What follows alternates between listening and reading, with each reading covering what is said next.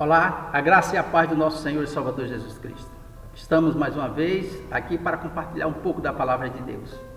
Quero ler com vocês um versículo da palavra do Senhor, que está na primeira carta que Paulo escreveu a Timóteo, no capítulo 4, e o versículo de número 12, onde ele diz: ninguém menospreze o fato de seres jovem, mas procura ser exemplo para os fiéis, na palavra, no comportamento, no amor, na fé e na pureza.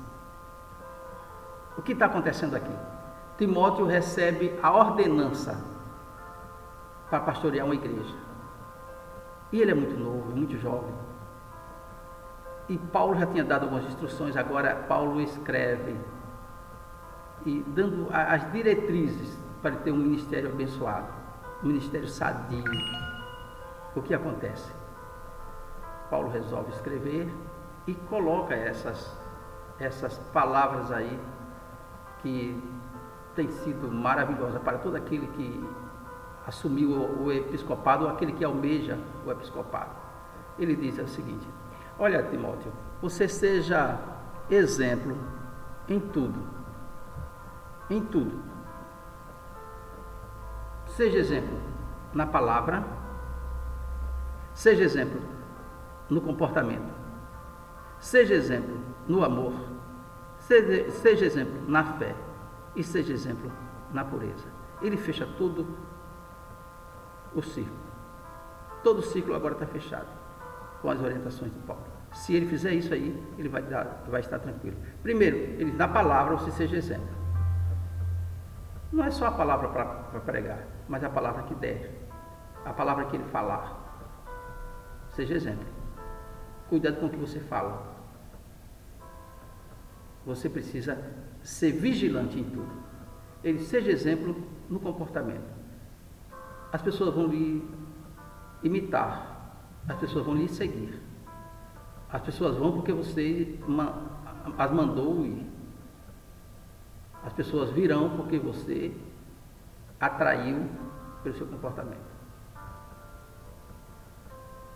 Seja exemplo no comportamento. As pessoas vão lhe observar de longe, podem lhe criticar ou podem lhe elogiar. Depende do seu comportamento. Então, seja exemplo no comportamento. Ele diz, seja exemplo no amor. Ame independentemente que as pessoas amam você. Faça todas as coisas com amor. Se você vê alguém, demonstre amor por ela. Não amor fingido, mas amor verdadeiro. Amor a ponto de você dar a sua vida por ela. Isto é a orientação de Deus, usando Paulo para Timóteo. Seja o exemplo da fé. Que alguém tenha mais fé do que você lá na igreja. Mas seja você que quando alguém lhe questionar alguma coisa, use a fé. Use a fé. Mas se alguém perguntar por que isso está acontecendo, use a fé. Use a fé. Deus está no controle de tudo. Não sei dizer por que está acontecendo isso, mas aqui dentro de mim, a fé me diz, Deus assumiu o controle desde o início e vai ficar no controle até o fim. Todas as coisas estão submissas ao Senhor. O tempo, a vida, tudo depende inteiramente do Senhor nosso Deus. A nossa fé tem que estar firmada sempre no Senhor, não naquilo que nos falam, não naquilo que nos apresentam. Mas a nossa fé não pode ser abalada. Timóteo, a sua fé não pode ser abalada por nada, nem pela circunstância. E por fim, ele diz, e a pureza? Seja exemplo na pureza. Tenha o olhar puro. Tenha uma conversação pura, sadia. Tenha uma alma pura. Por onde você andar, as pessoas percebam a pureza do Evangelho. Quando você falar, as pessoas percebam que há pureza no seu falar. Quando você abraçar alguém, haja pureza no seu abraço. Não seja o abraço do amigo da onça. Seja o abraço do amigo de Deus. Quando você apertar a mão de alguém, as pessoas sintam que ali há pureza. Quando você olhar, no seu olhar, Deixa o amor de Cristo penetrar através do seu olhar. Seja uma bênção. Resumindo tudo isso, seria essa palavra: seja, Timóteo, uma bênção. E essa orientação Deus já havia dado para Abraão: se tu uma bênção, Abraão. Agora Timóteo está dizendo nestas palavras, Paulo dizendo para Timóteo nestas palavras: seja você uma bênção, Timóteo. Lembrando de comportamento, de pureza, me faz recordar do que está escrito em Gênesis, a história de um homem muito conhecido, o mundo todo conhece, a história de Noé. Noé, quando passou tanto tempo construindo a arca e anunciando que o Senhor iria punir a população, o povo, porque estavam distantes de Deus e não queriam saber do Senhor, e o Senhor resolveu dar cabo àquilo ali. E ele passou o tempo dizendo: olha, se arrependam, que Deus vai acabar com tudo isso. Se arrependem, e as pessoas não ligaram. Mas quando Noé completou 600 anos, 1 mês e 17 dias, aconteceu que a Bíblia diz que os céus, Deus abriu as comportas dos céus, e os abismos, as fontes dos abismos subiram, e as águas fizeram com que todo aquele povo morresse, menos Noé, a sua esposa, seus filhos, seus 3 filhos, e as esposas dos seus 3 filhos, e os animais que ele colocou na arca. Passou 40 dias, chovendo, aquilo ali era para acabar com tudo, até que a água, depois que foi diminuindo, e a arca ficou ancorada no Monte Ararat.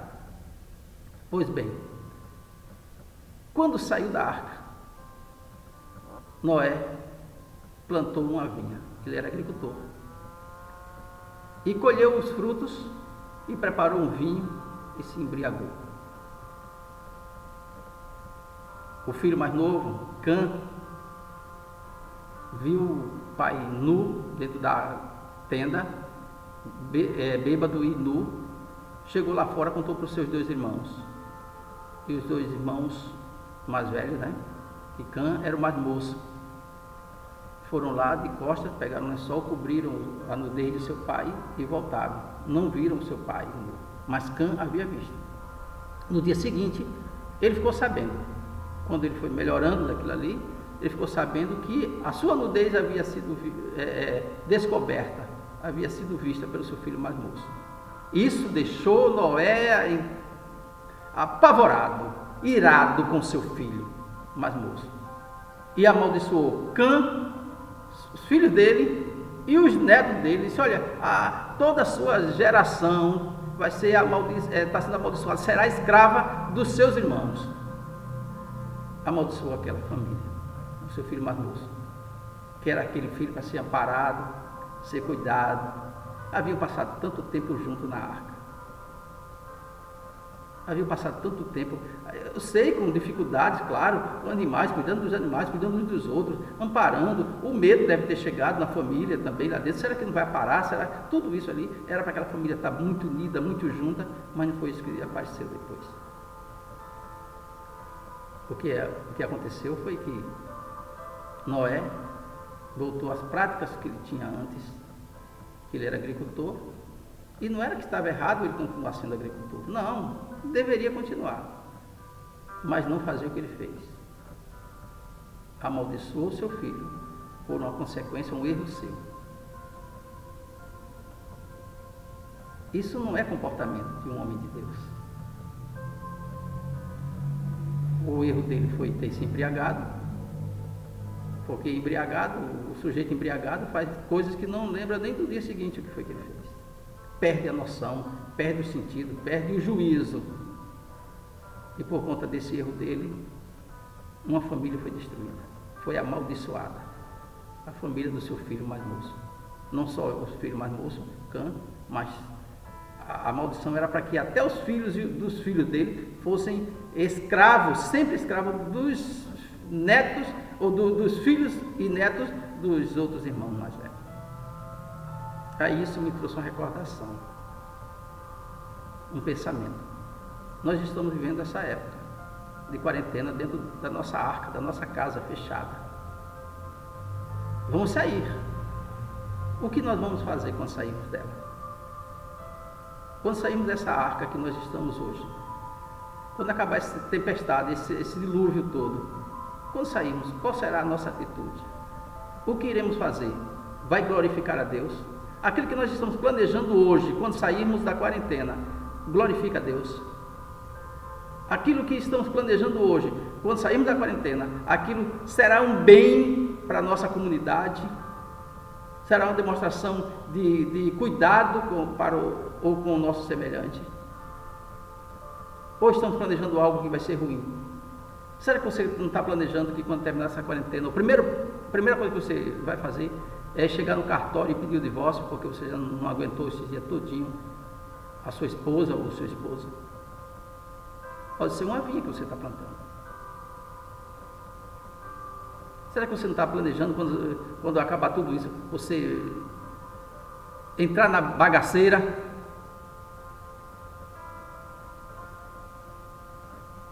A Bíblia nos orienta, seja o exemplo dos fiéis. Seja o exemplo na pureza. Seu olhar seja puro. Sua conversa seja pura. Numa roda de amigos que você tiver, qualquer pessoa possa ouvir, possa participar. Porque aquilo ali ninguém vai se sentir ofendido. Nenhuma pessoa vai se sentir ofendida. Quando você olhar para as pessoas vão sentir simplesmente o amor de Cristo, a pureza do Evangelho, a pureza do Senhor Jesus na sua vida. E não vai ter aquele olhar maldoso, malicioso. Quando você abraçar, seja um abraço de Deus, seja Deus abraçando o seu irmão, a sua irmã. Seja aquele abraço de proteção, de cuidado, de zelo, de amparo. É isso que Deus quer de nós. Seja o exemplo. Esse exemplo aqui que Paulo dá para Timóteo, não é só porque Timóteo é pastor, não, mas principalmente por ele ser pastor, ser líder. Você que é líder na casa de Deus, de algum departamento, de algum grupo, veja, analise você, veja se há pureza. Se não houver pureza, peça perdão ao Senhor. O Senhor só vai usar você se você for puro de coração. Seus olhos forem puros, a Bíblia diz, se seus olhos forem bons, o seu corpo haverá luz, todo o seu corpo, mas se seus olhos forem maus, há trevas, há escuridão em todo o seu corpo, porque os olhos são a luz, ou a candeia do corpo. É a orientação de Deus para a vida da gente. O Senhor está à procura de homens santos, de mulheres santas, que o adorem em espírito e em verdade, que não faça a coisa certa porque alguém está olhando, porque alguém pode lhe incriminar, não, mas faça a coisa certa porque você é certo, porque Deus mudou a sua vida. Faça a coisa certa, que glorifique a Deus, porque sem você perceber, sem você saber, as pessoas glorificarão a Deus pelo seu comportamento, pelo seu exemplo, pela sua fé, pela sua pureza, pelo seu amor. E tudo isso é uma orientação de Deus para a vida da gente. Veja bem direitinho o que você está planejando quando sair desta arca chamada quarentena. O que você vai plantar? Porque você vai colher algo terrível se você plantar o que é ruim. Mas se você estiver planejando algo que vai melhorar você como pessoa, vai melhorar você como pai de família, você como irmão, você como líder, você como o ser humano, você vai ser melhor. Deus vai abençoar você, Deus vai enriquecer a sua alma de paz, de alegria, de prosperidade, porque Deus quer abençoar você. Agora, se você está planejando algo para plantar uma vinha como Noé plantou, eu digo no sentido figurado, né? No sentido figurado, se você está planejando algo que aquilo não seja bênção, você pode estar se prejudicando e vai poder, e se não vigiar, vai prejudicar muita gente. Mas vamos viver o Evangelho do Senhor, que é santo, puro, agradável. A Bíblia até orienta que a palavra de Deus é boa, é perfeita, é agradável. Essa é a vontade de Deus. E a vontade de Deus se estenda sobre nós, sobre a nossa vida, sobre a nossa casa. Que ao sairmos dessa quarentena, já estejamos prontos. O que vamos fazer para aquilo ali nos elevar como pessoa, nos elevar como seres humanos, e Deus vai ser glorificado. Que Deus abençoe a sua vida, dê um dia maravilhoso e que a sua família possa usufruir da graça e da paz do nosso Senhor e Salvador Jesus Cristo. Aquela paz que excede todo entendimento, seja com todos vocês, agora e para sempre, no nome santo de Jesus.